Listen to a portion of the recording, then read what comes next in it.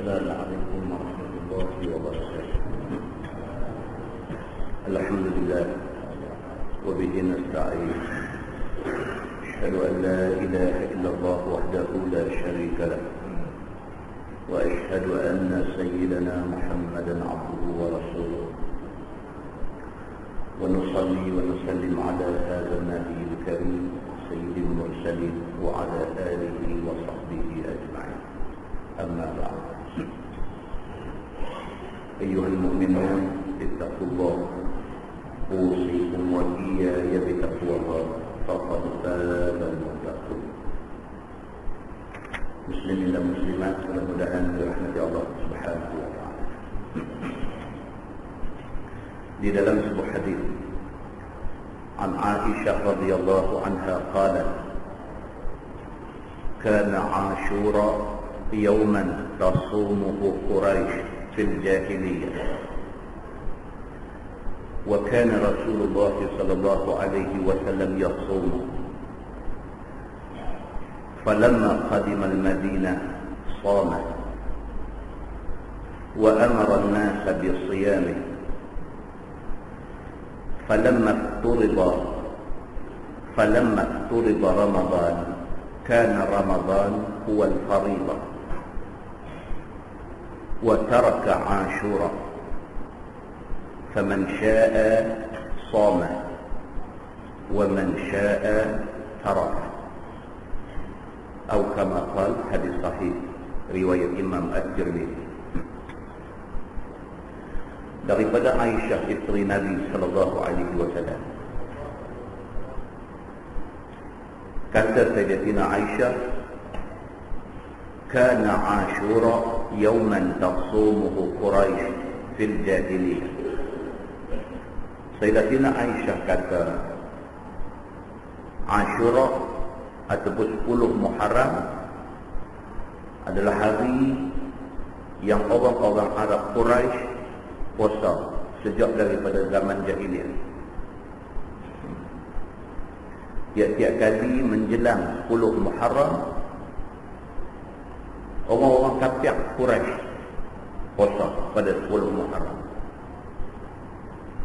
Amalan ini sejak daripada dulu-dulu, sejak daripada zaman jahiliyah, 10 Muharram menjadi hari puasa kepada orang-orang kafir Quraisy. Aisyah kata, wa kana Rasulullah sallallahu alaihi wasallam yasum. Aisyah kata, Nabi sallallahu alaihi wasallam juga berpuasa. 10 Muharram ni kafir Quraisy pun puasa sejak dulu-dulu. Nabi pun 10 Muharram puasa. Falamma qadima al-Madinah shama. Bila Nabi hijrah daripada Mekah ke Madinah, Nabi sampai di Madinah, Nabi masih lagi puasa 10 Muharram. Wa amara an-nasa bi qiyami. Bukan takat Nabi puasa, Nabi suruh sahabat-sahabat puasa. Bila tiba aja 10 Muharram, Nabi suruh sahabat-sahabat pun puasa juga, walaupun Nabi sudah pindah, sudah hijrah daripada Mekah ke Madinah. Falamma turida Ramadan kana Ramadan huwa al-faridah. Aisyah kata, apabila difardukan puasa bulan Ramadan, maka puasa bulan Ramadan itulah yang fardunya. Ramadan difardukan selepas Nabi hijrah ke Madinah. Baru turun ayat Syahrul Ramadan, turun ayat yang menceritakan tentang bulan Ramadan ni, bulan yang Allah turun ke Quran apa-apa semua. Turun ayat yang menceritakan kata puasa Ramadan ini wajib. Bila turun ayat perintah orang-orang Islam supaya puasa bulan Ramadan, maka Ramadan itu dijadikan bulan wajib puasa. Wa taraka Ashura, dan Nabi tidak lagi memaksa dan menyuruh sahabat-sahabat puasa Ashura. Sebab yang fardunya Ramadan, 10 hari bulan Muharram ataupun hari Ashura ini sudah tak ditekankan oleh Nabi suruh orang puasa. Faman syaa shama. Siapa nak puasa, puasa. wa man syaa'a taraka. Siapa berasa tak mau puasa, dia boleh tinggal dan tak payah puasa. Hadis itu hadis sahih riwayat Imam At-Tirmizi. Tapi pada hadis ini dapat kita faham bahawa status puasa Ashura itu sunat. Kerana adanya hadis ini dan beberapa hadis lain, sebahagian ulama ada yang berpendapat puasa Ashura ini fardu sebelum difardukan puasa Ramadan. Tapi bila mai ayat memfardukan puasa Ramadan, puasa Ashura sudah tidak difardukan lagi. Sebaliknya dia hanya menjadi puasa sunat sahaja. Walaupun puasa Ashura, puasa 10 Muharram ini dianggap sebagai puasa sunat, tapi Nabi SAW ada bersabda dalam hadis riwayat daripada Abi Qatadah radhiyallahu anhu. Kata dia, anna Rasulullah SAW su'ila an siyami yaumi Ashura. Faqala Nabi SAW yukaffiru as-sanata al-madiyah. Atau kama qala, hadis sahih riwayat Imam Muslim. Daripada Abi Qatadah radhiyallahu anhu, dia kata Nabi pernah ditanya tentang puasa 10 Muharram. 10 Muharram esok tuan-tuan. 10 Muharram esok. Nabi SAW pernah ditanya tentang puasa Ashura ataupun puasa 10 Muharram. Faqala Nabi SAW, Nabi jawab, Nabi kata, siapa puasa yukaffiru sanatal madiyah. Allah menghapuskan dosa-dosa kecil yang dia buat pada tahun lepas. Mafhum daripada hadis ni, faham daripada hadis ni ialah puasa Ashura ini sunat. Tapi siapa buat, besar ganjarannya. Puasa Ashura yang satu masa dulu dia macam fardu. Nabi suruh sahabat-sahabat puasa. Tapi bila difardukan puasa Ramadan, puasa Ashura ini sudah jadi sunat. Tapi Nabi bagi tahu pula, siapa buat puasa Ashura ini, siapa buat puasa 10 Muharram ini, Allah janji dekat dia, Allah ampunkan dosa-dosa kecil dia bagi tahun lepas. Kesimpulan dia tuan-tuan, puasa Ashura ini sangat besar ganjaran dia.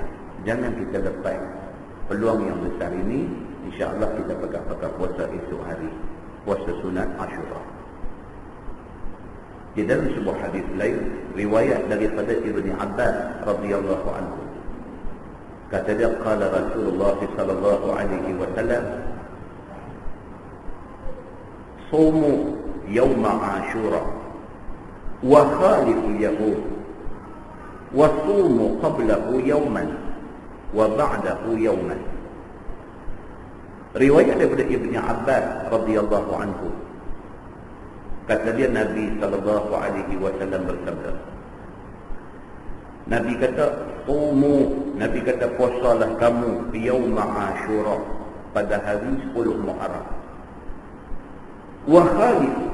Wa khaliful yahud, tapi hendaklah kamu menyalahi amalan Yahudi. Nabi kata, hendaklah kamu menyalahi amalan Yahudi. Pasal apa? Pasal orang Yahudi dia ambil 10 Muharram saja puasa. Nabi SAW pernah jalan dengan sahabat, jumpa dengan sekumpulan orang-orang Yahudi. Mereka dalam keadaan puasa. Nabi tanya mereka, hampa puasa pasal apa?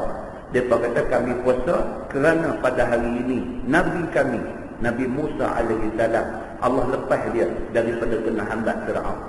Dan pada hari ini Allah musnahkan Fir'aun di telan laut kerana dia memusuhi Nabi kami, Nabi Allah Musa AS. Kerana itu kami puasa pada hari ini. Nabi kata dekat orang-orang Yahudi ini, kami orang Islam lebih berhak berpuasa pada hari ini. Maka Ashura itu sudah menjadi satu hari yang juga dijadikan hari puasa kepada orang-orang Islam, umat Nabi Muhammad SAW. Kemudian mai satu hadis lain, Nabi kata, sumu yauma Ashura, puasa pada 10 Muharram, tetapi wa khaliful yahud, kalau boleh kita bagi belai daripada orang Yahudi. Orang Yahudi hanya puasa pada 10 Muharram, kita bagi belai. Wa sumu qablahu yawman, kita puasa sehari sebelum daripada Ashura itu.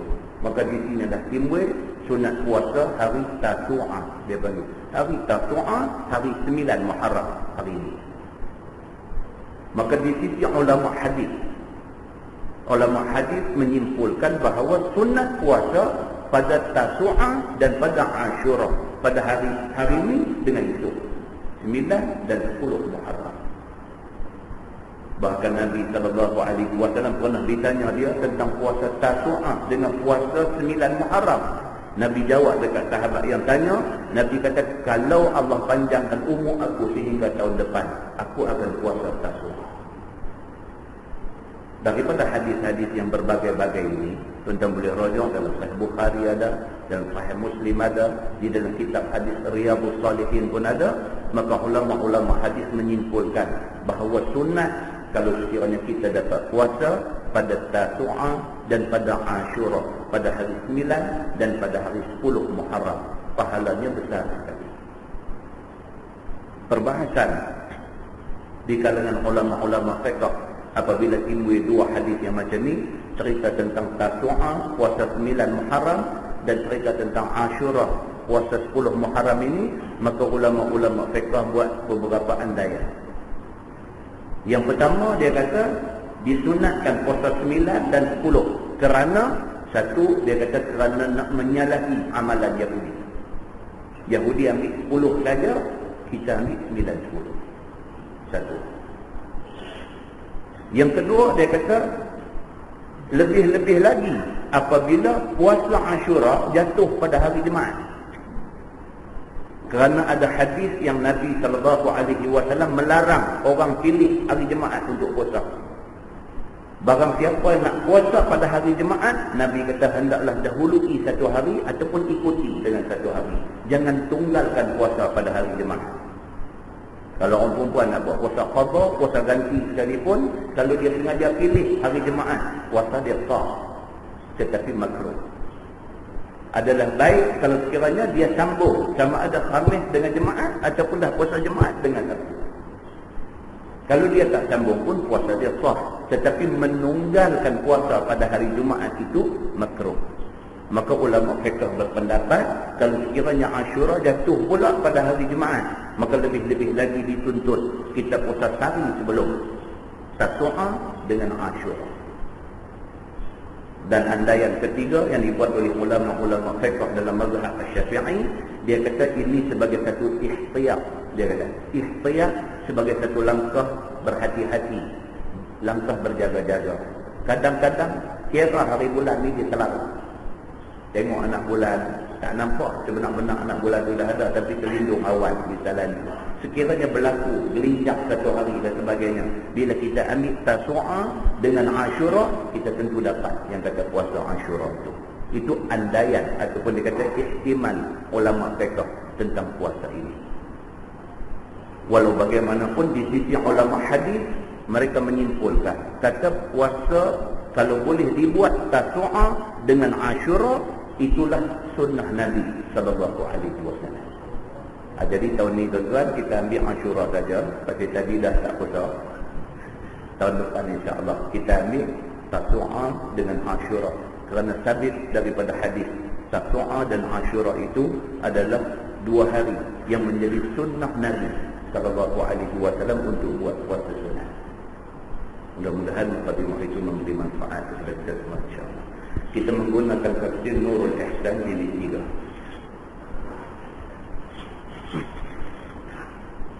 Nurul Ihsan jilid 3. Kita masih lagi berada di dalam tafsir surah An-Naml, surah Semut. Muka surat 190. Muka surat 190 baris ke-6 daripada bawah. Baris ke-6 daripada bawah muka surat 190. A'udzu billahi minasy syaithanir rajim. Wa yawma nahsyuru min kulli ummatin fawjan mimman yukadzibu bi ayatina fahum yuz'un. Amalan ni dia nak cerita dekat kita kisah Allah Subhanahu wa taala buat soal jawab di padang mahsyar. Maksud dia, dan sebut olehmu ya Muhammad, pada hari kami himpun daripada tiap-tiap umat itu jamaah, yakni kumpulan-kumpulan daripada segala orang yang bohong dusta dengan segala ayat Quran kami.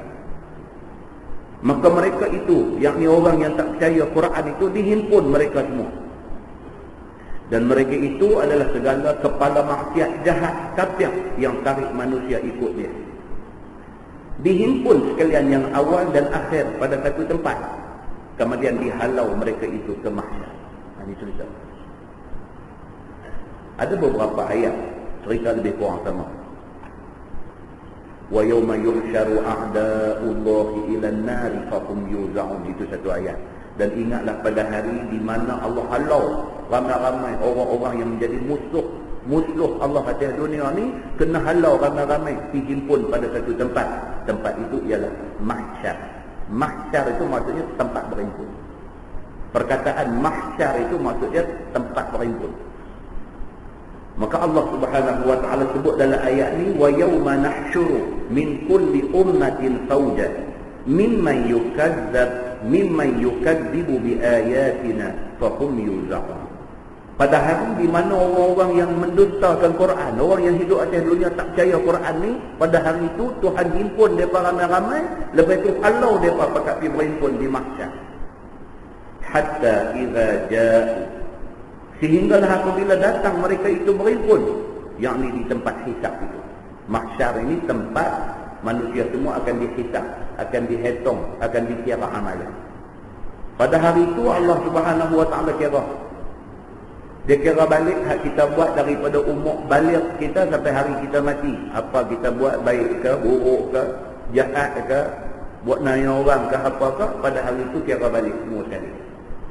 Maka dihimpun semua manusia di mahsyar untuk dihisab manusia ni. Qala akadzabtum bi ayati wa lam tuhitu biha ilma. Firman Allah bagi mereka yang engkar ni, Allah kata, adakah kamu dusta, kamu tolak akan segala ayat Quran aku, dan kamu tolak akan segala anbiya aku? Habis itu Tuhan tanya balik. Dia kata, hang atas dunia dulu tak percaya Quran ke? Tuhan tanya, hang atas dunia dulu hang tak percaya ke apa yang Nabi kata? Orang meletak Quran depan hang, baca terang apa maksud dia, hang tolak mentah-mentah, hang buat tak mau nak terima, hang buat tak mau nak percaya, hang buat sombong. Orang buat mai kitab hadis letak depan hang, buka, baca, tengok makna dia apa, bagi hang faham elok-elok, hang tetap juga nak tolak tak mau pakai. Di hari akhirat itu Tuhan tanya, dia kata, hampakah dulu di atas dunia tolak ayat Quran, tolak nabi-nabi aku? Dan tiada kamu meliputi habis dengannya, yakni dengan Quran aku itu ilmu ketahui. Tuhan kata, hampa dalam keadaan tak faham Quran, hampa boleh tolak. Hampa dalam keadaan tak mengkaji apa yang Tuhan sebut dalam Quran, hampa boleh tolak. Hampa dalam keadaan tak mau nak ambil reti isi kandungan Quran, hampa boleh tolak. Kalau nak tolak dulu, kalau nak tolak pun dengar dulu. Kalau nak tolak pun belajar dulu. Kalau nak tolak pun bagi reti dulu apa benda yang kita nak tolak tu. Kita nak kata kita suka ataupun kita tak suka satu benda, kita kena tahu dulu benda tu bagus tak bagus. Tak tahu benda tu bagus tak bagus, duk tak mau ikut, duk tak mau nak pakai, duk nak tolak. Pasal apa? Orang kata hang cerai lah makan raya ni, aku tak mau, aku tak boleh makan. Hang makan tak lagi, aku tak mau, aku tak boleh makan. Hang makan tak lagi raya ni, aku tak mau, aku tak boleh makan. Makan dulu, ambil buah dalam mulut dulu, tengok macam mana, sedap ke tak sedap. Kalau buah dalam mulut muntah sampai tergolek pergi atas lantai, tak apa lah tak mau makan pun. Try dulu apa rasa dia, lepas tu kalau tak sedap tak usah makan. Quran pun kalau nak diibaratkan macam tu lah. Quran yang ada 30 juzuk ni, kita reti ke daripada juzuk 1 sampai 30? Kita reti ke tak ke? Yang kita duk kata tak boleh pakai tu, kita reti ke tak ke? Yang kita duk kata tak sesuai tu, kita reti ke tak kan? Yang kita duk kata kalau nak pakai yang ni jadi kelang kabut, jadi huru hara ni, kita belajar dah ke tentang Quran ni? Ini yang Tuhan sebut dalam ayat yang kita baca ni. Qala, dia kata, akadzabtum bi ayati wa lam tuhitu biha ilma. Tuhan kata dekat orang hak dia himpun di padang mahsyar, orang yang atas dunia bantah Quran ni, Tuhan himpun depa ramai-ramai, Tuhan tanya benda ni. akadzabtum bi ayati, adakah hampa mendustakan ayat-ayat aku? Tuhan tanya. Hampa ni dulu atas dunia hampa tak pakai ke ayat-ayat aku? Walam tuhitu biha ilma, sedangkan hampa tak ada ilmu pun tentang Quran, yang apa tu tolak ni? Tolak Quran tanpa cuba untuk memahami isi kandungan dia. Kalau orang tu dia faham isi kandungan Quran, bukan kata dia tak tolak, bahkan dia akan pastikan Quran itu terlaksana dalam masyarakat dia. Itu maksud dia. Kata dia, ammadza kuntum ta'malun. Tuhan kata, apa sesuatu yang ada kamu buat amal daripada segala yang disuruh kamu dengannya. Maksudnya Tuhan kata, apakah apa yang hampa buat atas dunia dulu? Itu maksud kalau cara mudahnya. Maksud cara mudahnya Tuhan tanya mereka ni. Mula-mula Tuhan tanya, hampa ke yang tolak ayat Quran aku dulu? Hampa ke yang tolak Nabi aku dulu? Hampa tolak Quran tu, hampa reti tak Quran tu apa? Itu soalan pertama. Soalan kedua, Tuhan tanya balik, hampa tahu tak hampa buat apa atas dunia dulu? Hampa tahu tak apa yang hampa buat atas dunia dulu? Hampa tahu tak hampa tolak Quran itu, dosa dia besar macam mana? Hampa tahu tak? Itu maksud. Ini maka Tuhan nak tanya balik manusia di padang mahsyar itu. Tuan-tuan tengok apa jadi dekat orang yang kena tanya ni. Firman Allah, wa waqa'al qawlu 'alaihim bima zalamu fahum la yantiqun. Itu dia. Maksud dia apa? Dan telah jatuhlah tetap oleh perkataan Allah sebenar azab itu atas mereka itu. Bila Tuhan tanya ni sekancinlah, tak boleh jawab. Bila tak boleh jawab, maka tetaplah azab Tuhan akan kena mereka. Tak ada hujah nak jawab. Dengan sebab barang yang zalim syirik mereka itu, maka mereka itu tiada berkata-kata. Tak boleh nak jawab. Orang salah tuan-tuan, nak jawab apa? Orang salah. Anak kita naik motor, duk angkat tayar, angkat tayar, dom belangak jatuh, terguling di atas jalan, patah kaki, patah tangan, duk gantung kaki tangan dia hospital. Kita duduk tepi katil dia, kita kata, aku dah kata dah kat hang, hari tu ni hang tak dengar. Budak tu nak jawab apa tuan? Nak jawab apa? Salah. Duk kelipuk biji mata dulu tu. Nak jawab apa? Sendiri tahu, kata sendiri itu salah. Nak jawab apa? Demikian bandingan orang di hari akhirat itu. Atas dunia tak mau pakai Quran, tak mau pakai hadis, duk buat sombong, duk buat juah, duk buat cakap besar dan sebagainya. Hari akhirat itu Tuhan tanya balik, hampa ke yang tolak Quran ni? Hampa ke yang tak mau pakai Nabi dulu ni? Apa yang hampa buat atas dunia? Hampa sedap tak apa yang hampa buat? Tak boleh jawab mereka ni. Dalam Quran kata, fahum la yantiqun, maka mereka itu tak boleh berkata-kata. Nak jawab apa pun tak boleh dekat Tuhan. Kerana ialah hujah keterangan yang boleh ditunjuk mereka kepada Allah Subhanahu wa taala. Mati hujah, tak boleh jawab. Itu ceritanya. Firman Allah, alam yarau anna ja'alna al-laila liyaskunu fihi wan nahara mubsira. Maka tiadakah lihat mereka itu bahawasanya telah kami jadikan malam itu. Ini Tuhan nak start cerita pula kepada manusia-manusia ni.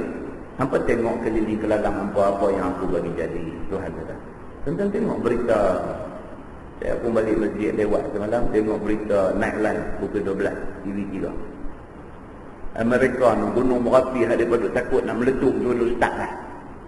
Duk start lah, duk terbit asap. Larva panas dah duk meleleh turun lah daripada gunung tu. Cemperah habis semua dah. Tuan-tuan, gunung berapi itu kuasa Allah Subhanahu wa ta'ala. Dijadilah. Antuk saya sembang lah. Antuk saya cakap gunung berapi. Hari itu dia main banjir naik pun tenggelam punca. Tak boleh buat apa. Ni gunung berapi pula. Gunung berapi yang mereka duk sebut. Tahun lepas dah sebut dah. Kata gunung berapi itu aktif. Tunggu hari nak meletup. Semalam. Berita TV3 pukul 12 tunjuk. Dia mula duk buang asap. Dia mula buang asap. Gunung berapi itu berdekatan dengan California. California tuan-tuan, bandar besar di Amerika. Muslimin dan muslimah yang dirahmati Allah sekalian. Tuan-tuan cakap pandai, tuan-tuan cakap kata kita hebat. Awak tak cari kain tarpan ditutup bang, jangan bagi dia meletup keluar bagi kena orang. Awak tak cari apa gundi-gundi buruk tapi lungguk atas dia, jangan bagi dia meletup. Bolehkah kita nak buat lagu tu? Sedangkan gunung berapi ni tentera Allah Subhanahu wa ta'ala. Dia buat kerja apa Tuhan suruh. Muslimin dan muslimat yang dirahmati Allah sekalian, Tuhan kata alam yarau anna ja'alna al-laila liyaskunu fihi wan nahara mubsira. Tidakkah kamu lihat? Tidakkah mereka itu lihat bahawasanya telah kami jadikan malam itu supaya tetap mereka itu padanya untuk ambil kesenangan. Tuhan kata, aku bagi jadi siang, aku bagi jadi malam. Bukan saja-saja bagi jadi. Malam ni ada faedah dia, siang ada faedah dia. Maksud dia apa? Maksud dia kalau Tuhan bagi jadi malam sepanjang masa, kacau kita. Kuliah tak habis-habis. Malam sampai tak jumpa siang. Kuliah saja. Habis satu ustaz suruh main, ustaz lain pula. Kuliah saja. Nak buat apa? Malam nak buat apa? Nak keluar pergi kerja pun dengan gelap, dengan apa, dia jadi payah. Maka Allah Subhanahu wa ta'ala kata apa? Dia kata bahawasanya telah kami jadikan malam itu supaya tetap mereka itu padanya ambil kesenangan. Malam abuan kita relax. Balik kerja sampai rumah 5.30, sampai rumah pukul 6, sampai rumah pukul 6.30. Mandi, bumbang semua, siap-siap pakai baju lumuk, minyak asar sikit sebanyak.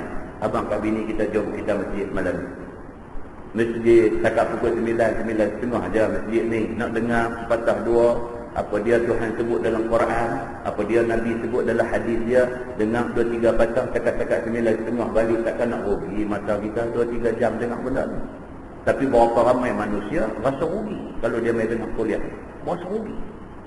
Dia berasa dia duduk di rumah tu lebih membawa manfaat dekat dia daripada dia main masjid, dengar mengaji, dengar ayat Quran.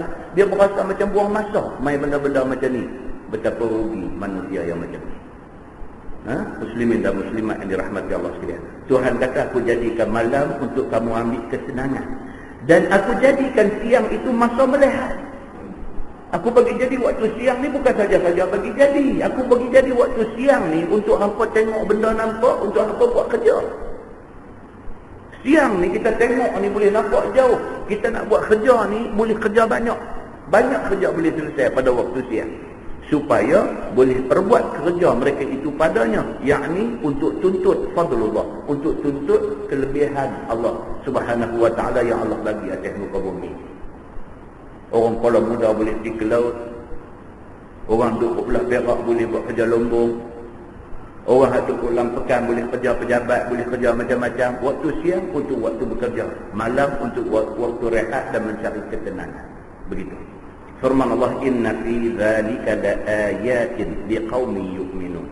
Bahwasanya pada yang demikian itu, yakni pada kejadian malam dan siang itu, bertukar malam siang, cerah kelam, beberapa dalil pada bagi hari kiamat yang lagi akan datang itu. Tuhan bagi jadi semua benda ni sebagai dalil, sebagai satu tanda, sebagai satu bukti bahawa kiamat boleh jadi. Dia ada hari cerah, ada hari gelap. Ada hari kita boleh hidup tengok bukit duduk letak di tempat dia. Ada hari bukit kita duduk tengok tu boleh terbang di atas kepala kita. Benda ni menjadi dalil kepada orang yang mau berfikir. Maka tiada syak padanya. Dan Allah Subhanahu wa ta'ala bangkit mereka yang di dalam kubur dengan roh dan jasad bagi kaum yang beriman, bersalahan kafir-kafir. Kita kena beriman bahawa selepas Allah tiup, Allah suruh malaikat Israfil tiup sangkakala pertama, mati adik kita ni. Kecuali orang yang diizin Allah untuk hidup. Hak mati habis. Hak mana ada hidup ni mati habis, kecuali orang yang Allah izin dia untuk hidup tak mati. Tiup pula kali kedua, semua hak mati tadi ni bangkit balik daripada kubur. Maka bangkit tu dia panggil Yaumul Ba'ts, hari kebangkitan semula. Benda ni dia kata jangan kita duk tolak, kerana benda ni pasti akan jadi. Firman Allah, wa yauma yunfakhu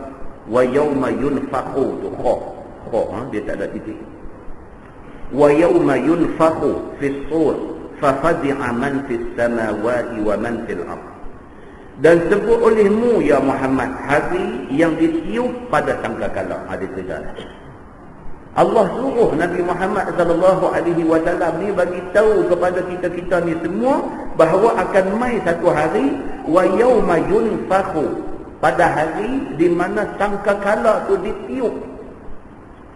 Tiup mula, yang tiup kali yang pertama daripada malaikat Israfil itu, maka terkejut gentar akan mereka yang dalam langit dan mereka yang ada di dalam bumi, yakni yang akan mati tadi.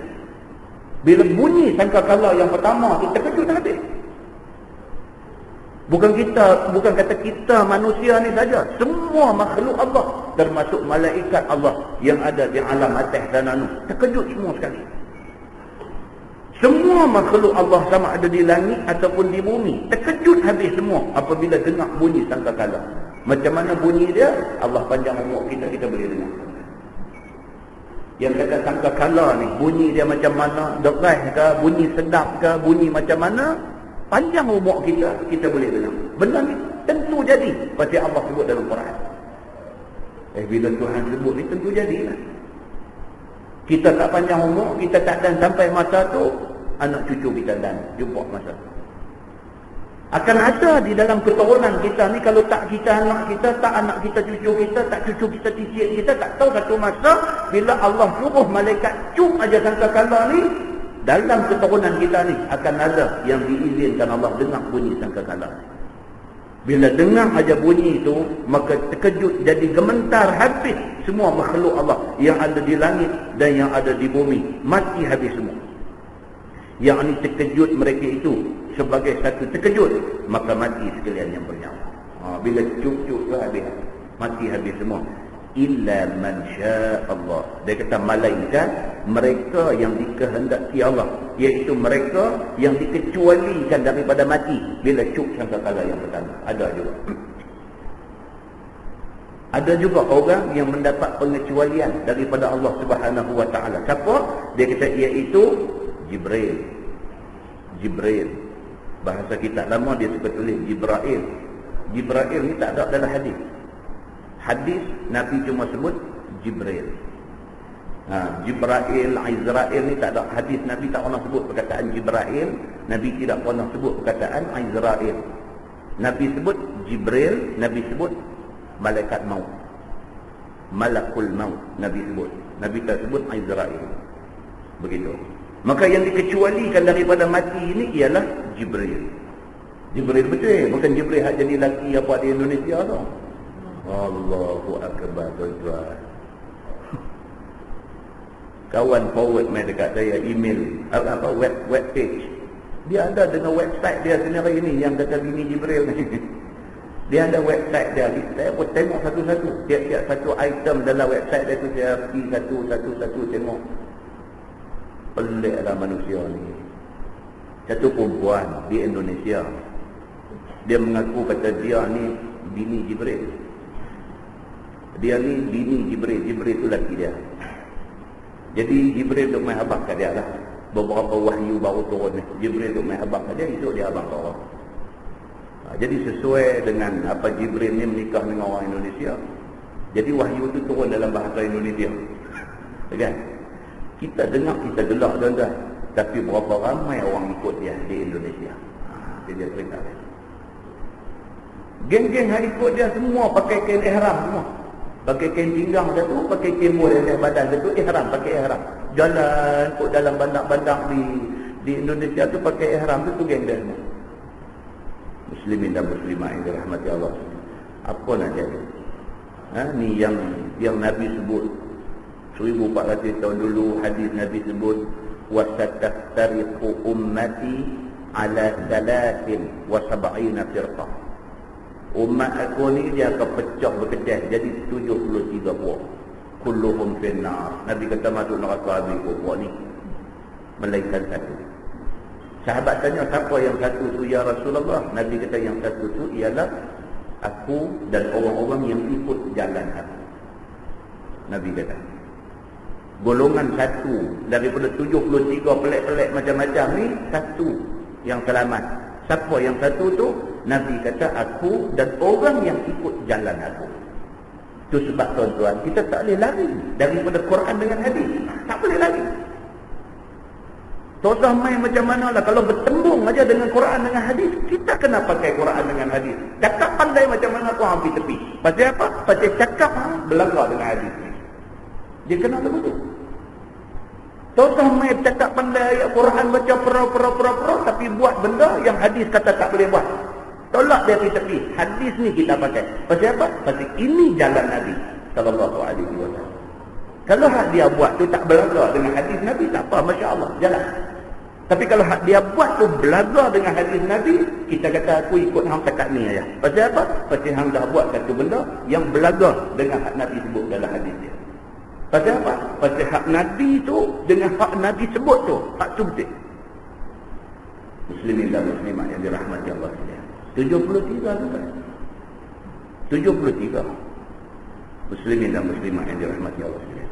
Baik, yang dikecualikan apabila ditiup sangkakala yang pertama itu, dia kata ialah Jibril dan malaikat Mikail dan juga Israfil dan juga malaikat Maut. Israel dia boleh situ, malaikat Maut yang tiada mati mereka itu. Kata Ibnu Abbas, termasuk segala yang dikecualikan itu ialah yang mati syahid. Dia kata orang mati syahid, sebab dalam Quran kata orang yang mati syahid ni mereka hidup. Walaupun nampak mata, dia kena tikam dengan pedang, dia kena anak panah, Sayyidina Hamzah dan sahabat-sahabat Nabi yang syahid di medan Uhud. Mata kasar kita tengok dia kena pedang, dia kena panah, nampak dia rebah jatuh, pergi pegang, nampak tak menyawa, kita kata dia mati. Di sisi Allah, mereka ini ahya, mereka ini hidup. Maka hidup mereka ni, bila ditiup sangkakala nak mati semua orang tu, mereka yang syahid ni tetap dia anggap hidup di sisi Islam. Itu dia nak abangnya. Yang hidup mereka itu di dalam kubur dan tiada mati. Tak mati mereka ni. Acik boleh pergi korek kubur tengok apa jadi. Sayyidina Hamzah pak menakan Nabi SAW berapa tahun setelah dikebumikan. Apabila kawasan kubur dia dikebumikan tu banjir, mayat dia ditakdirkan Allah terapung atas permukaan air. Bila orang pergi angkat, darah tu mengalir lagi daripada badan dia. Muslimin dan muslimat yang dirahmati Allah sekalian. Tanda-tanda kebenaran janji Allah Subhanahu wa taala. Tuhan tunjuk one a one. Dia kata lama-lama sekali Tuhan tunjuk kebenaran apa yang Tuhan kata. Maka mereka ni di sisi Allah mereka tak mati. Walaupun hukum dunia kata mereka mati. Begitu. Maka tiup sangkakala kali yang kedua, menghidup segala yang sudah mati itu. Antara tiupan yang pertama dan yang keduanya beza masa lebih kurang 40 tahun. Ini mengikut riwayat yang ada. Cuk sangkakala mula dengan hak kedua tu, senggang mata dia 40 tahun. Kata riwayatnya begitu. Tapi tuan-tuan kena ingat, Nabi dah bagi tahu. Di antara tanda akhir zaman apa dia? Hadis yang saya dah baca berpuluh-puluh kali. Di antara tanda akhir zaman apa dia? Setahun rasa macam sebulan. Sebulan rasa macam seminggu. Seminggu rasa macam sejam. Sejam rasa macam 1 second. Lagi nak main dekat dengan cuk sangkakala ni, lagi masa ni dia cukup cepat. Tahun 1427, 1428, 1429 dia duduk jalan masa macam tu. Jam tu putih 24 jam juga, tapi rasa cepat. Rasa cepat. Tengok muka dia cermin, janggut aku putih dah. Umur aku berapa ni? Tengok 53. Weh, nak pension 2 tahun lagi. Dia jadi 27. Lagi dekat dengan sangkakala nak cuk, lagi cepat. Sebut saja beza masa 40 tahun. Tapi 40 tahun rasa macam 40 bulan, rasa macam 40 minggu, rasa macam 40 hari, rasa macam 40 jam. Wallahu a'lam rasa macam mana. Tapi tak saja masa berjalan. Begitu. Firman Allah, wa kullun atauhu dakhirin. Atauhu tu baris di buku. Wa kullun atauhu dakhirin. Dan bermula sekalian mereka itu pada hari kiamat, yakni kemudian daripada hidup semula itu datang segala akan dia, yakni akan Allah, hal keadaan hina sekalian, merendah diri, tiada kebesaran, tiada kekayaan, tiada kemegahan bagi seseorang pun, hanya kemegahan itu bagi Allah semata-mata. Lepas cuk sangkakala kali yang kedua tu, maka bangkit habis semua orang hak mati. Bukan hak baru mati tak ni. Hak mati sejak daripada zaman Nabi Adam dulu ni, berapa ribu tahun dah manusia hidup di atas dunia ni, hak mati ni semua bangkit sekali masa. Semua bangkit sekali daripada segenap bumi ni. Satu naik satu mayat, naik satu, maka bangkit semua sekali. Bangkit tu pula dalam Quran dia kata apa? Dakhirin. Dakhir ni maksudnya bangkit dalam keadaan hina, bangkit dalam keadaan monyok. Bangkit dalam keadaan berasa diri ni tak ada apa. Bangkit tu dalam keadaan sombong tak ada langsung dalam diri. Itu yang kata dakhiri. Bangkitnya manusia apabila ditiup sangkakala kali yang kedua ni, bangkit daripada tu, hal keadaan bangkit daripada tu langsung tak ada sombong di dalam diri mereka. Hina, merendah diri, tak ada kebesaran, kekayaan tak ada, megah apa pun tak ada. Bangkit. Dalam Quran kata hal ataka hadithul ghashiyah wujuhun yawma idzin khashi'ah. Dia bagi dulu tu. Hal ataka hadithul ghashiyah, tak ada kemai kepada hampa berita tentang al-ghashiyah, tu kiamat tu. Wujuhun yawma idzin khashi'ah, wajah-wajah muka-muka manusia pada hari akhirat itu khashi'ah, tunduk, khusyuk, takut. Tak takut macam mana tuan-tuan? Gunung berapi meletup pun muka pucat lesi dah. Tuan-tuan, kiamat bukan bandingan gunung berapi meletup.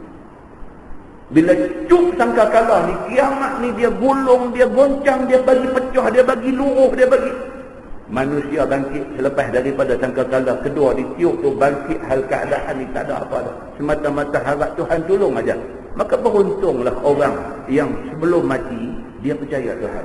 Dia buat apa yang Tuhan suruh. Bangkit dia pada hari itu, insya-Allah selamat dia. Ini nak cerita tuan-tuan. Mengaji agama ni cerita dia. Bukan kita main duduk bersila nak dengar, nak buang masa. Bukan kita nak main dengar ni, daripada duduk saja di rumah main dengar pila. Bukan begitu. Kita main, kita dengar ni sungguh-sungguh. Nak dengar cerita betul dalam Quran macam mana, nak dengar Nabi Habang betul-betul macam mana. Kita nak berubah, kita nak jadi orang elok selepas daripada ni. Hak tu kita nak.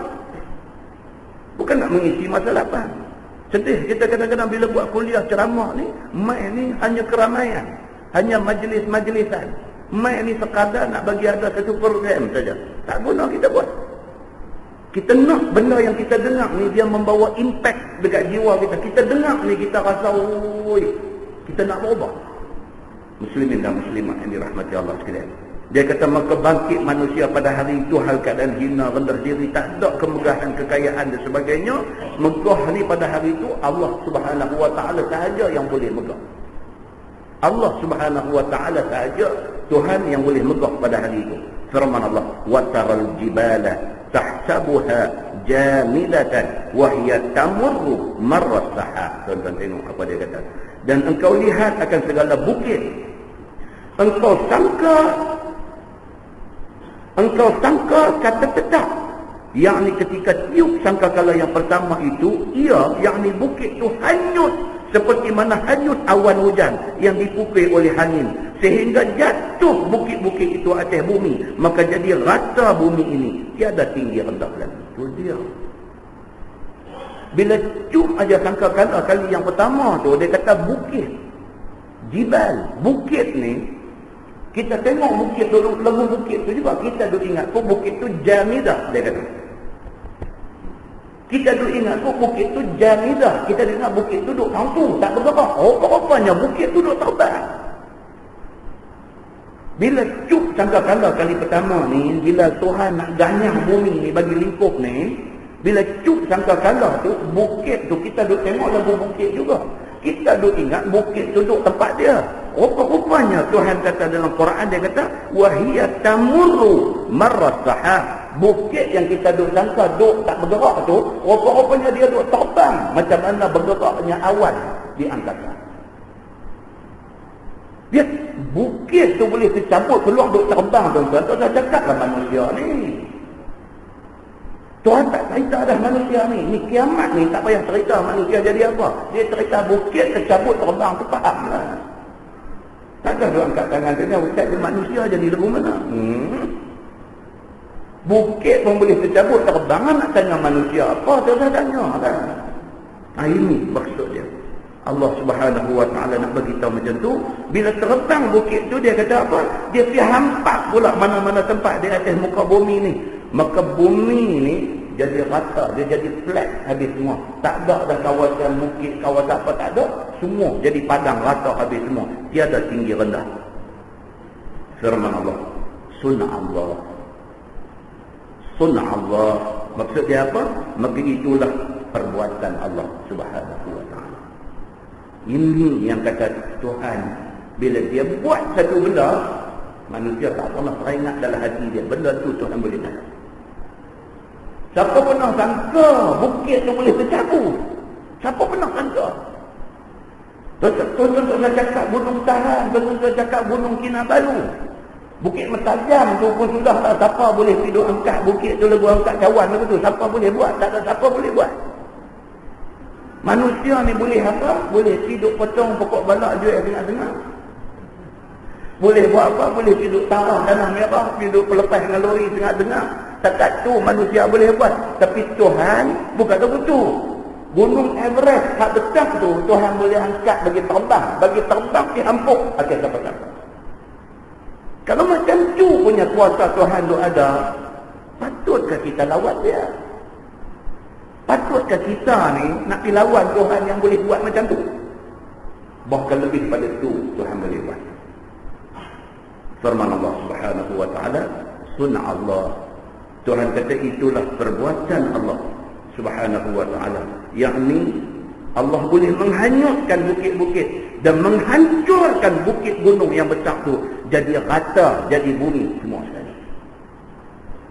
Firman Allah, allazi atqana kulla syai'.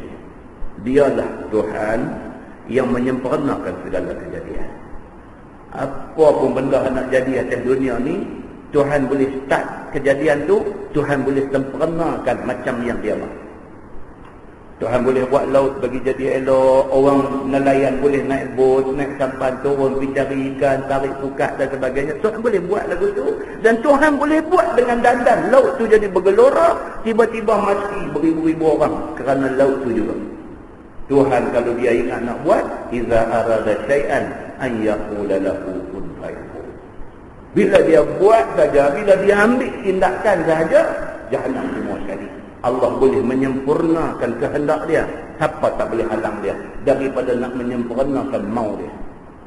Apa Tuhan mau, mesti jadi.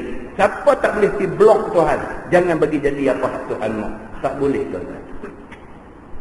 Tiap-tiap suatu dia tak berubah melainkan dengan kehendak Allah Subhanahu wa ta'ala. Apa pun ada atas dunia ni tak boleh berubah melainkan Tuhan izin berubah, baru dia boleh berubah. Begitu. Firman Allah, innahu khabirun bima taf'alun. Bahawasanya dialah Tuhan yang amat ketahui dengan barang yang dikerjakan oleh mereka itu. Tuhan tahu semua. Saya ingat apa malam ni Tuhan tahu. Saya nak tolong rumah tadi mai, apa ingat, apa lintas mai dalam hati saya Tuhan tahu. Tuan-tuan nak tolong mai rumah, nak mai tadi, nak mai ke sini tadi, apa tuan-tuan ingat dalam hati Tuhan tahu. Tuan-tuan main duduk di sini sambil duduk dengar saya duduk cakap ni, apa duduk main dalam kepala tuan-tuan, apa duduk main dalam hati tuan-tuan, Tuhan tahu semua. Kalau duduk lintas dalam hati, duduk lintas dalam kepala kita benda baik, alhamdulillah, kebaikan untuk kita. Tapi kalau duduk main dalam kepala, duduk lintas dalam hati ni benda tak elok, kita mencari susah di depan Allah Subhanahu wa ta'ala. Macam tu, innahu khabirun bima taf'alun.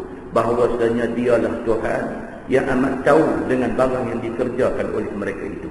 Firman Allah, man jaa bil hasanah falahu khairun minha wa hum min faza'in yawma idzin aminun.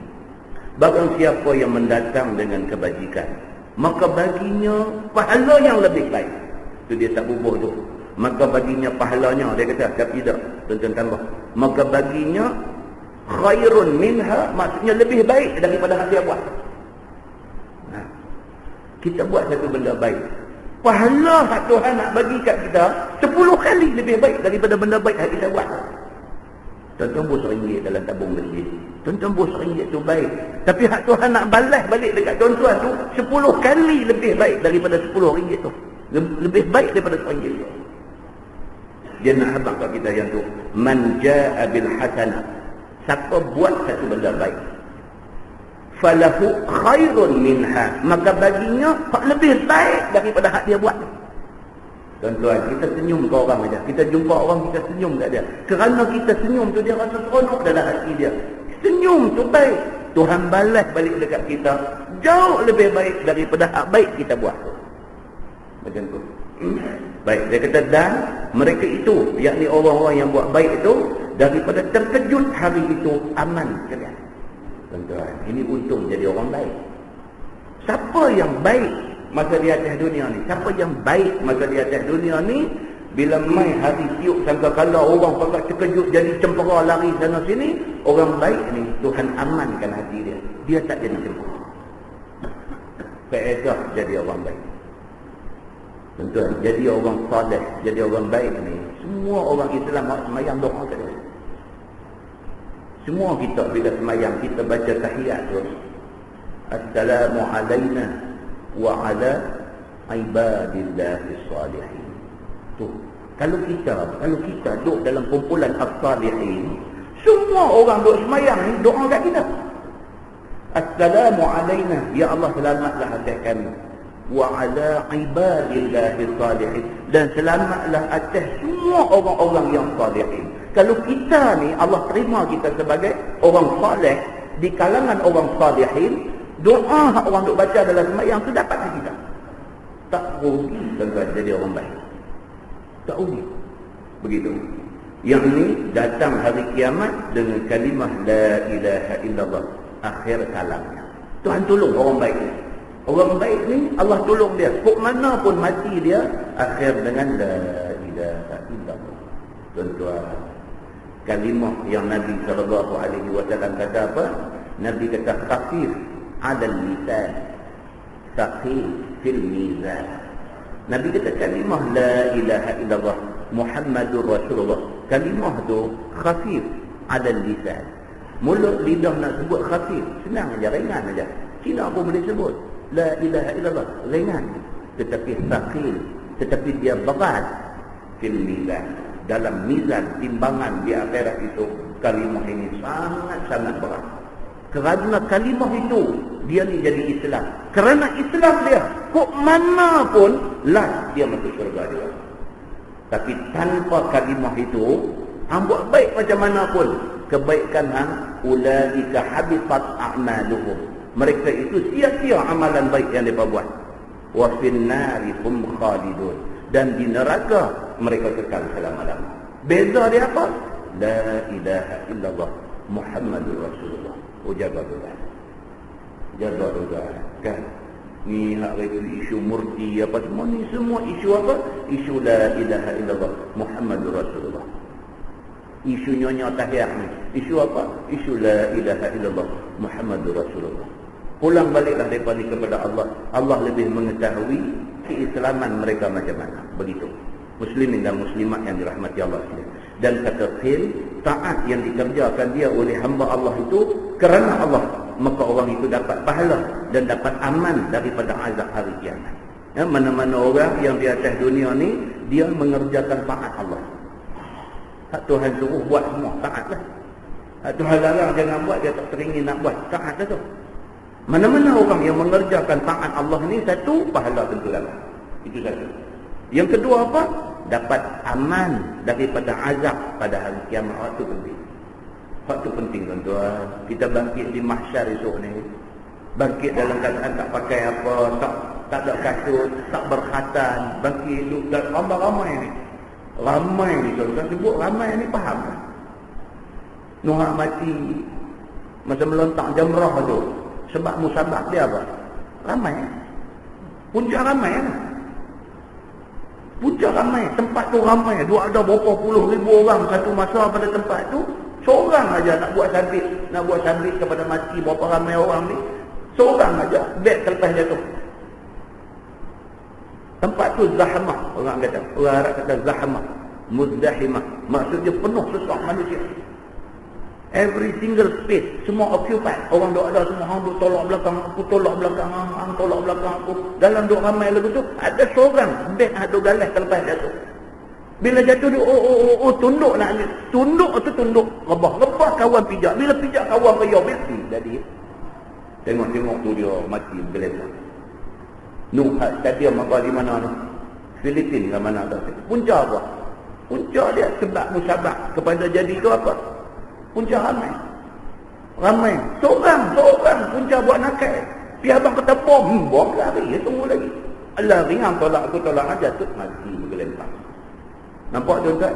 Itu baru ramai di stadium bola Filipina. Itu baru ramai di tempat melontar Jamratul Aqabah.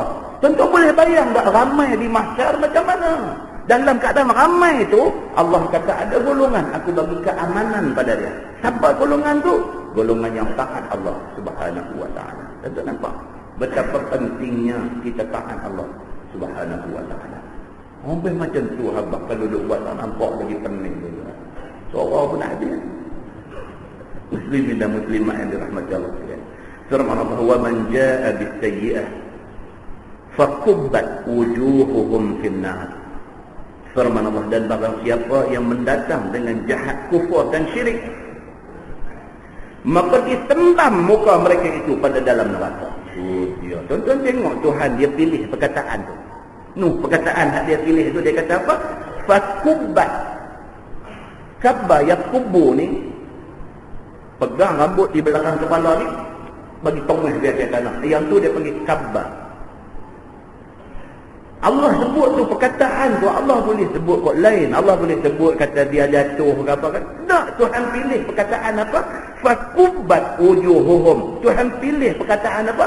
Sembam dia masuk dalam neraka, tuan-tuan. Bukan saja-saja Tuhan pilih perkataan tu. Tuhan nak habaq kata, Tuhan benci kat orang macam ni. Pasal tu dia ni disembamkan ke dalam neraka. Pemilihan perkataan tu mesti diambil kira.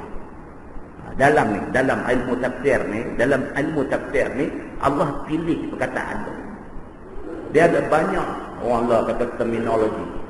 Dia ada banyak term yang kita boleh guna. Nak habaq kata orang yang berdosa masuk neraka ni, kita boleh guna banyak perkataan. Kita boleh kata maka dimasukkan dia ke neraka. Boleh? Cukup tak faham dia masuk neraka. Tapi Tuhan tak guna perkataan dimasukkan dia ke neraka. Tuhan kata disembamkan muka dia ke neraka. Faham? Faham? Kata Tuhan tak suka. Orang macam ni Tuhan tak suka. Maka Tuhan guna perkataan keras macam tu. Maka Allah sebut dalam tadi, wa man jaa'a bis-sayyi'ah. Barang siapa yang mendatang dengan kejahatan, kufur, syirik dan sebagainya. Jenis suka duk buat benda dosa ni. Fakubbat wujuhuhum fin-nar. Maka disembam muka mereka itu pada dalam neraka. Dan dikata bagi mereka itu secara templak. Dah sembam masuk dalam neraka, tak apa dah. Kata pula lagi. Tuhan suruh malaikat kata. Kata tu pula cara templak. Maksudnya apa? Cara sindiah. Apa dia kata? Hal tujzauna illa ma kuntum ta'malun. Tiada dibalas kamu melainkan barang yang ada kamu kerja daripada syirik dan maksiat. Tuhan kata hang terima balasan macam ni pasal apa? Pasal atas dunia dulu hang duk buat benda-benda syirik dan benda-benda maksiat. Marahlah. Tu kira Tuhan marahlah. Muslimin dan muslimah yang dirahmati Allah sekalian. Firman Allah, innama umirtu an a'buda rabb hadhil balada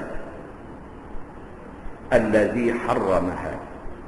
Kata olehmu ya Muhammad, hanya disuruh akan daku bahawa aku sembah Tuhan ini, yakni negeri Makkah yang ia haram akan dia ini, yakni diharamkan pada Makkah itu zalim dan tumpah darah manusia dan memburu perburuan dan cabut rumputnya yang basah.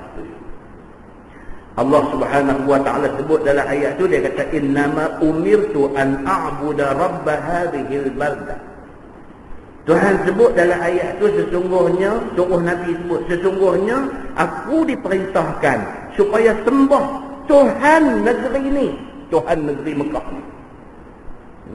Dalam surah Al-Kautsar ada sebut dia Allah.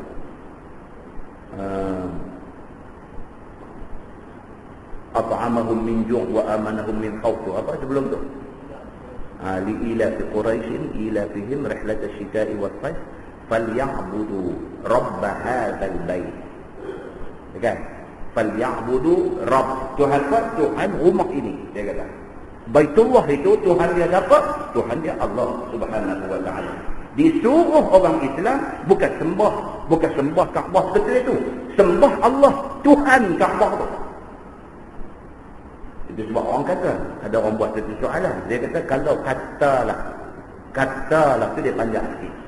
Katalah jadi perang dahsyat antara Islam dengan kafir ni, Akhirnya Amerika berjaya pergi takluk Makkah. Dia ambil guna kapal terbang apa canggih dia ni, dia pergi angkat Kaabah tu, dia pergi bubuh di New York misalnya. Orang kata, kita nak semayang nak menghadap ke mana? Daripada itu. Macam teka-teki pula. Kita semayang nak menghadap mana?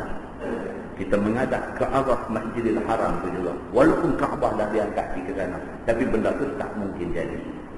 Pasal apa? Pasal bukti dia, kita ni bukan sembah ketua tu. Kita sembah arwah tu aja. Arwah tu kita sembah Allah Subhanahu wa taala. Arwah tu sebagai nak tunjuk kepada simbol bersatunya umat Islam. Kiblatnya satu. Itu orang main buat nakal tanya tu. Ya, dia kata apa beza? Kawan Cina. Okay. Dia tanya, saya kata apa beza you punya agama dengan kita punya agama? Dia cara dia macam nak sembang lah, tapi dia main tanya agak ada pelik-pelik macam tu. Ditanya pula time memorandum hari tu ni, tak pernah hangat Allah kan? Apa beza you punya agama dengan kita punya agama? Kita pun sembah batu juga. Dia kata you pun sembah Kaabah pun batu juga, bopok dia. Hai.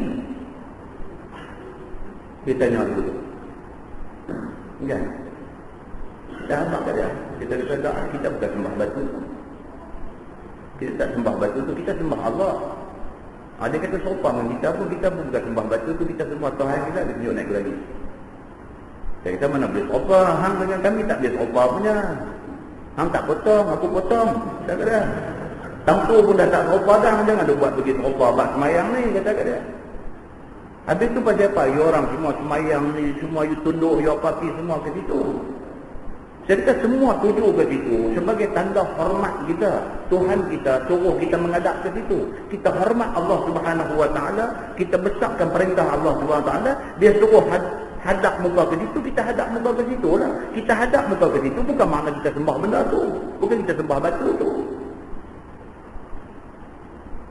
Kata kita ada satu lagi, kata you tengokkan hari merdeka punya perarakan. Hari merdeka bila orang berlarak ramai-ramai. Askar-askar apa nama ni, tentera darat, tentera laut, tentera udara, polis apa semua ni kawat bubak bila sampai depan pentas yang agung duduk apa semua ni, sampai kan tu semua pakat beralih kanan tabik pula lagi. Depa semua beralih kanan pakat tabik tu, depa sembah agung tu kan. Dah, depa tunjuk respect dekat dia. Hang boleh bayang tak kata kalau kawan yang seorang tu aja, dia kata pandang kanan, dia seorang pandang kanan, hak lain tengok kiri, tengok atas, tengok kasut. Nampak macam mana kata? Nampak kita tak hormat dia. Maka semua orang pakat beralih pandang kat dia sebagai tanda hormat dia. Bukan depa sembah dia, bukan dia Tuhan depa. Kata dia, oh lu betul. Ada betul lah. Kalau orang Islam pun seorang semayang pergi utara, seorang semayang pergi barat lah. Tak hormatlah Tuhan kita. Tuhan kita dia habaq dah hampa menghadap naik ke arah Masjidil Haram. Semua orang menghadap situ. Kita menghadap situ pasal kita taat perintah dia. Kita taat perintah dia kerana kita hormat dia. Itu simbol kesatuan kita. Kita bukan sembah batu tu, hak dia suruh menghadap jadi kiblat tu bukan batu tu yang kita sembah. Kita sembah Allah kata. Dia tu ingat ke hari kebangsaan tu, dia tak buat. Kena habaq hari kebangsaan baru dia nampak. Dengan mereka ni, kalau kita tak boleh jawab, boleh je. Kalau kita jawab, kata dia masalah dia macam ni. Allah berfirman dalam Quran, A'udzubillahi minasyaitanir rajim, fawallu wajhaka syatral masjidil haram. Dia baca ayat tu kat Cina buat apa nama? Cina dia bukan nak dengar ayat Quran, hadis ni, dia nak dengar logik dia. Logik dia kat mana? Kita carilah apa pun kiasan logik ni. Bila dia dengar begitu, okey, tak apa. Tak apa, jadi kita balik ambil kiam dulu benda ni elok, tak apa, yang telefon main. Tak telefon benar. Tak telefon tu terima ke, ataupun dia password ke apa, tak tahu ke dia. Nampak benda ni. Kadang-kadang tak hati, dia kata begitu. Dia kata sama. Mana boleh sama? Kita tentang mulut kita ni tak boleh cakap, kata agama kita sama dengan orang lain. Tak boleh. Tak boleh. Kita duduk sembang dengan bangsa bukan Islam ni, kita duduk cakap kat dia, kata lah, ini agama semua sama lah. Semua agama pun panggil kita suruh buat baik. Kita semua agama sama. Tak boleh cakap macam tu. Agama kita mana boleh sama dengan dia. Agama hang dengan hang ni sama lah. Kami lain. Kena kata dulu. Muslimin dan muslimah yang dirahmati Allah sekalian. Benda-benda macam ni tak boleh. Benda agama ni tak boleh. Itu sebab bila orang pergi buat lebih kurang ke gambar Nabi Muhammad, pergi lukis gambar Nabi Muhammad, pergi bubuh pula bom macam kepala dia apa semua. Tak boleh dah macam tu. Tak boleh lah macam tu. Jadi sensitivity tu kena jaga. Muslimin dan muslimah yang dirahmati Allah sekalian. Walahu kullu syai'. Dia kata dan baginya, yakni bagi Allah tiap-tiap sesuatu, maka ia Tuhannya dan yang menjadikannya dan yang miliknya. Allah Subhanahu wa taala ni apa pun hak dia punya. Itu maksud dia. Walahu dan baginya kullu syai', semua sekali hak Tuhan punya. Tak usah kata ni bumi, alam, cakrawala apa semua ni. Kita ni pun hak Tuhan punya. Nyawa kita pun hak Tuhan punya. Dia bagi mai, dia nak ambil, dia punya susah. Tuhan bagi kita hidup, tak lagi Tuhan nak bagi kita mati. Dia boleh buat. Ni main masjid semayang elok-elok apa semua balik tak lagi jaluk nyandang tak tengok orang-orang berita ke-12 apa lah semua. Tidak-tidak dia main ketat dada. Pukul 2 pagi dia main ketat dada gerak bini kata ni awak aku berasa payah nak nyawa dah. Ambil minyak ni urus sikit. Berasa macam elok sikit. Tak apa abang, tak apa abang. Terima kasih. Tak lagi pukul 3.30, pukul 4 masjid pula. Abang nak jalan abang, berasa nak pergi pancong tak? Pancong pula, bini pun duk tengok tu macam lawat ni nampak pelik ni, muka pucat. Bangkit di pancong apa buang ayat apa lebih kurang begitu gini. Ambil ayat semayang, main semayang pula tahajud 2 rakaat, semayang witir pula 3 rakaat semua. Tengok awal lagi tak subuh lagi, ditak badan tak ada. Tak badan tak ada. Tengok pukul 6 selalu duduk bangkit, tak bangkit lagi ni tu tengok ni.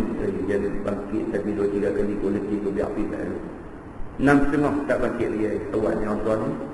Yang sunat dia bangkit buat, yang subuh boleh tak buat, boleh lah. Dia ingat dulu tu. Dia ingat nak marah dulu. Main kerak ni subuh tak pergi semayang sunat tu ni terbalik tadi yang hak fardu tak buat, dia lupa popek tengok sengah. Tolak kaki dia berjut sampai badan. Mati dah tuan-tuan, mati dah. Tak dosa Tuhan dia nak ambil ni, tak dosa. Tapi kalau lu betul, alhamdulillah. Boleh lu bangkit di pancong ambil ayat semayang dan semayang sunat apa lagi sikit. Alhamdulillah. Kalau dia ambil, kita tak bersedia. Oh, na'udzubillah muslimin dan muslimah yang dirahmati Allah sekalian.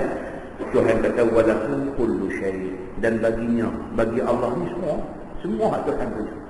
Kita hak Tuhan punya, bini kita pun hak Tuhan punya, anak-anak kita hak Tuhan punya.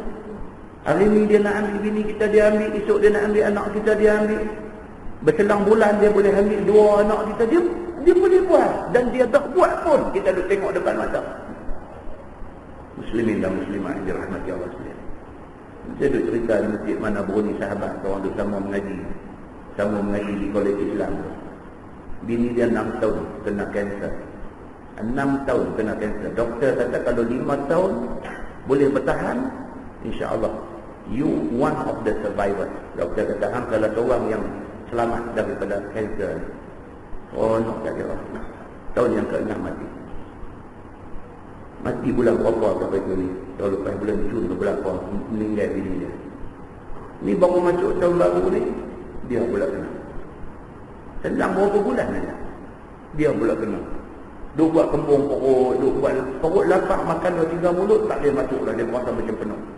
Perut kembung aja, dulu mau minyak angin tak sudah apa. Lepas tu dia main batuk kek batuk tak puas ni apa cerita ni. Lepas tu dia main bila pergi bilik air buang air, dia keluar darah. Dia kata ni serius. Pergi check dekat Subang Jaya Medical Center. Pergi check, oh doktor kata I'm very sorry to tell you. Pasal dulu bini dia pun pergi situ juga. Doktor kata I'm very sorry to tell you. You pun kena kanser juga. Tuan-tuan, terkejut di zaman 6 tahun dia duduk bolang hospital bawa bini kemoterapi lah apalah semua. Satu perkataan tu main di telinga dia, kata dia kena. Muda lagi. Anak sulung baru tingkatan 3. Terkejut. Terus tanya doktor, tahap berapa? Doktor kata, you kena terima. Dia duduk tahap 4 dah. Tak kata apa. Tuan-tuan, Allah dia boleh bagi berturut-turut macam tu. Saya baca dalam email kawan-kawan hantar telefon dia. Betul kan dia kata betul. Apa nak kata, kita pun duk cari perkataan nak cakap ni tak jumpa. Kita nak cakap ni senang tuan-tuan, dia menanggung. Tak telefon macam kita tak simpati, kita telefon nak kata apa? Kata dia sabar. Itu yang boleh kata sabar. Dia gelang. Itulah orang boleh kata kat dia. Sabarlah kata. Benda ni Tuhan dah atur macam tu. Kalau sabar, ganjaran pahalanya berlipat ganda. Kalau tak sabar pun, penyakit tu ada juga. Dia kata tu, apa nak buat lepas ni? Dia kata doktor kata dia kena 2 tempat. Kena dekat rektum satu, usus perut ujung tu. Satu lagi liver, kena dekat hati. Doktor kata 2 benda mereka boleh buat. Satu, hak rektum tu mereka boleh remove, mereka boleh potong buang. Tapi masalah bila potong buang yang tu, dia seumur hidup kena bawa kampit najis. Sebab bila nak buang air, dia terus keluar. Nak kena sambung satu beg plastik tu, kena bawa ke mana-mana. Dia dengar tu dia cakap. Lepas itu, hak liver kena kemoterapi. Lain tak ada jalan, doktor kata. Tapi dia kata, so macam mana? Dia kata, serah kepada Allah. Dia kata dia percaya, iza arada syai'an an yaqula lahu kun fayakun. Kalau Tuhan nak bagi baik, dia nak bayar, nak minta doa, ikhtiar pada kadar yang berpatutan. Dia kata tak maulah cerita nak hidup. Ini semua tak mahu. Alhamdulillah tuan-tuan. Kami cakap ni dia cerita di Masjid Menau itu. Alhamdulillah. 2 hari lepas telefon dia, dapat satu rawatan alternatif dekat Sungai Renggit di Johor dan Sungai Renggit. Dia punya rawatan pun dia cerita, dia kata pelik. Dia ada dalam mesin dia apa, hari-hari dia ambil darah, masuk dalam mesin dia buat analisa darah apa semua. Hari-hari ubat tukar. Hari-hari ubat tukar. Kena duduk sana, dia ada ward dia, duduk 10 hari lah dia kata. So, setakat ni macam mana? Dia kata, I feel much better. Rasa selesa banyak. Duk buang air pun tak berdarah dah. Dia kata, rasa sihat. Dia kata, ada buat istirahat nak kata, Tuhan Maha Besar. Yang betul-betul tawakal dekat dia. Nabi kata, likul lida'in dawa. Apa penyakit pun ada ubat dia. Ubat tu nak boleh kita tak ada. Yang tu aja. Kebesaran Allah yang menentukan. Saya kata tak apa, kawan-kawan tu berdoa insya-Allah. 10 hari dia duduk sana, dia minta balik rumah 2-3 hari, dia nak pergi balik. Tu kata, kawan yang berubat tu kata apa? Kawan tu kata, yang tak serius sangat. Pasal dia bisa jumpa lagi serius pun, Allah izin balik. Alhamdulillah. Kita dengar kalimah tu pun, kita ni tuan-tuan kawan, kita dengar tu pun berasa macam tu batu besar lepas ni. Alhamdulillah. Hope tu ada, harapan tu ada. Dia sendiri bila dengar kawan tu kata macam mana rasanya. Kawan tu kata apapun Allah, dia kata, tapi lagi serius daripada ni ada jumpa dah hari tu. Alhamdulillah Allah izin dia dia baik. Dia tak cakap benar, dia tak kata ni tak ada apa tak cuy apa tak ada. Dia habaq dia ni insya-Allah dia kata. Dia tak jumpa lagi teruk tapi Allah izin baik. Insya-Allah kita try.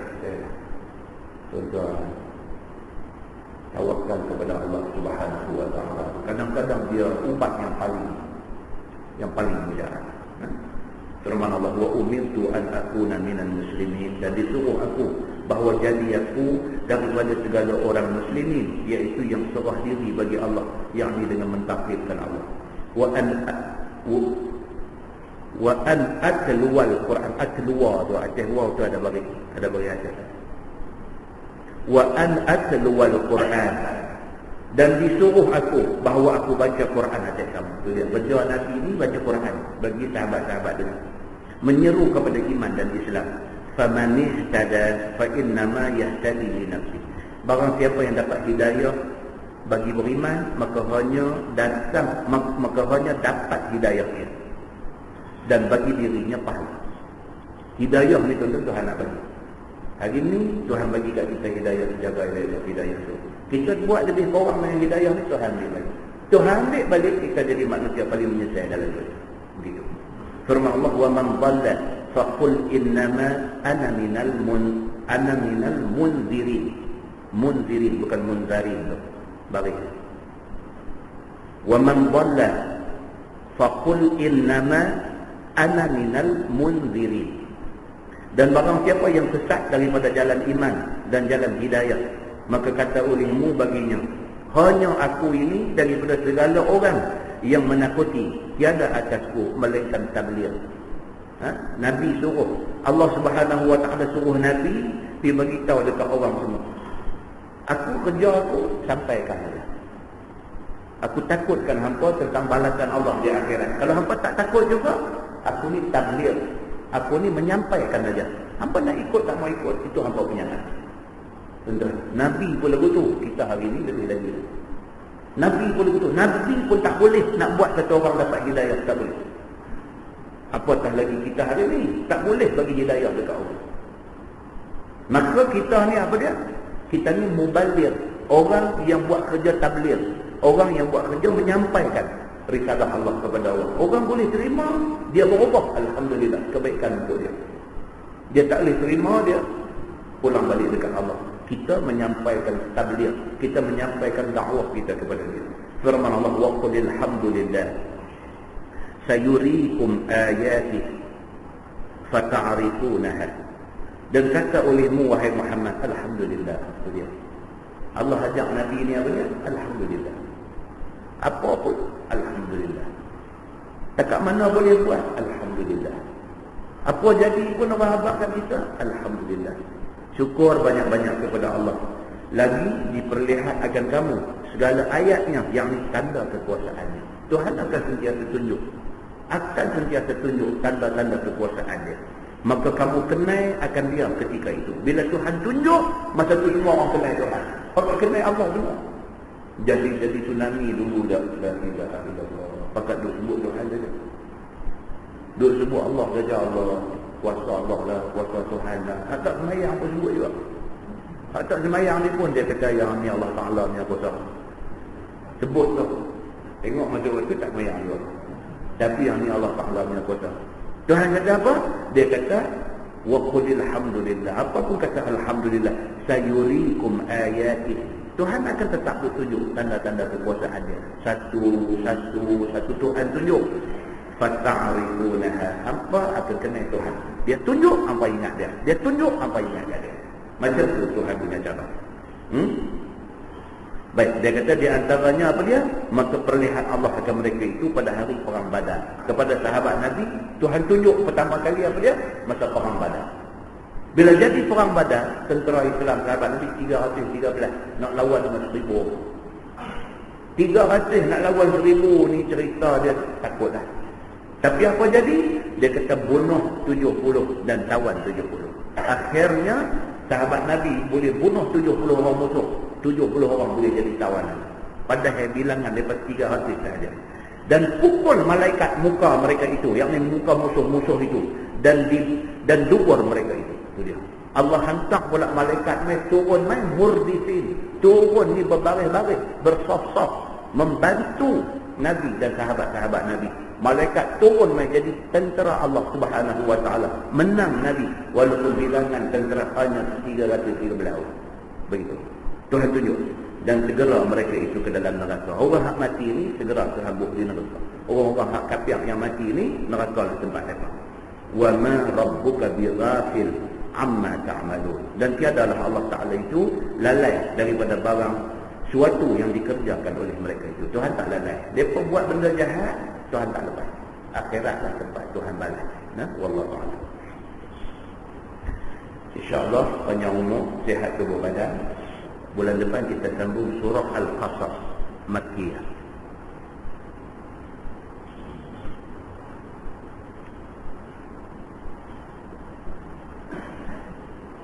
Bulan depan surah Al-Qasas. Bulan depan ada? Ada. Surah Al-Qasas Makkiyah. Al-Qasas ni daripada perkataan qisas. Kisah, kita kata kisah, maksudnya cerita.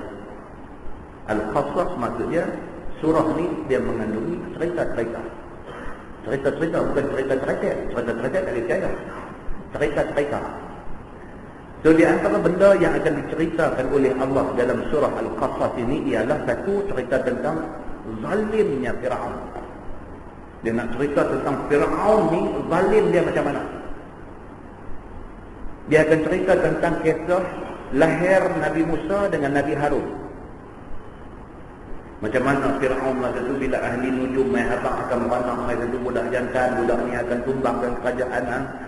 Fir'aun dengar macam tu dia takut. Apa dia buat? Yang pertama sekali dia kata, dia rantik mata-mata gelap dia banyak-banyak, pergi tiap-tiap rumah tengok siapa orang perempuan yang mengandung, hamba tulis dalam daftar hamba, dalam rekod hamba.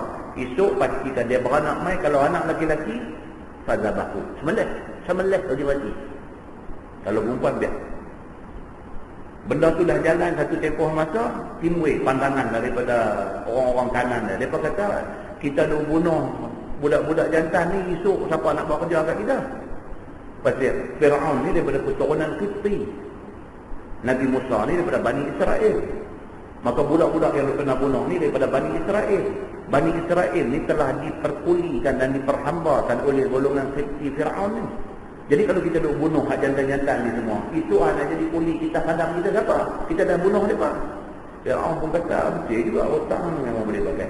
Dia ubah dia punya polisi dia. Dia buat macam mana? Dia buat selang setahun. Tahun ni bunuh, tahun depan siapa beranak tahun depan, okey. Tahun lagi sekali bunuh, dia buat macam tu. Dalam duk berselang tu, Nabi Harun lahir dalam tahun tak kena bunuh budak lelaki. Nabi Musa lahir dalam tahun budak lelaki kena bunuh. Dia akan cerita dalam surah Al-Qasas ini. Kemudian dia cerita tentang Nabi Musa, lepas tu dah peranyut dalam sungai jadi macam mana apa semua. Menarik, cukup menarik cerita. Menarik, maksud nak romai lah bulan lepas dia buat tak faham juga. Dia cerita Nabi Musa jumpa Nabi Syuaib. Dia cerita balik apa nama Nabi Musa ni secara tak sengaja bila dia umur muda, cergas ni, secara tak sengaja dia pergi nak tolong selesai perbalahan dua orang. Kawan Qibti ni cakap barang sikit macam mana dia bagi penampak mati kecil. Ini semua dia akan cerita detail kat kita dalam Quran ni. Kemudian dia cerita pendek katanya surah Al-Qasas ni merupakan surah yang menceritakan kisah Nabi Musa secara lengkap. Maka di kalangan sebahagian daripada ulama tafsir ada yang menamakan surah ni dengan nama surah Musa. Ini cerita surah Al-Qasas. Sehingga kesebahagian daripada ulama tafsir ada yang menamakan surah ini dengan nama surah Musa. Pasal apa? Pasal hampir lengkap cerita Nabi Musa dalam surah. Jangan tengok apa dia, kita nak ambil pengajaran daripada apa yang nak berlaku kepada Nabi Allah Musa alaihi salam, Nabi Harun alaihi salam dan Nabi Allah Syuaib alaihi salam. Wallahu a'lam. Jadi sekali lagi saya pesan diri saya dan kepada tuan-tuan semua, esok 10 Muharram puasa insya-Allah. Yang baik daripada Allah, yang tak baik itu silap. Tertanggung dengan tasbih takbir.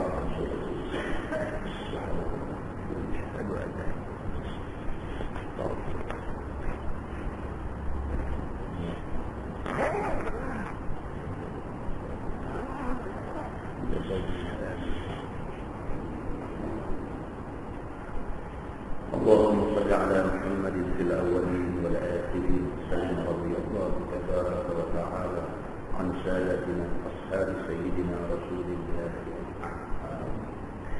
بسم الله الرحمن الرحيم. الحمد لله رب العالمين حمدا يوافي نعمه ويكافئ مزيده. يا ربنا لك الحمد كما ينبغي لجلال وجهك الكريم وعظيم سلطانك. رضينا بالله ربا وبالإسلام دينا وبمحمد نبيا ورسولا. اللهم افتح علينا فتوح العارفين وارزقنا فهم النبيين بجاه خاتم المرسلين. اللهم فقهنا في الدين وعلمنا التأويل واهدنا صراطك المستقيم. اللهم أرنا الحق حقا وارزقنا اتباعه وأرنا الباطل باطلا وارزقنا اجتنابه. اللهم اجعل جمعنا جمعا مرحوما وتفرقنا من بعده تفرقا معصوما. وصلى الله على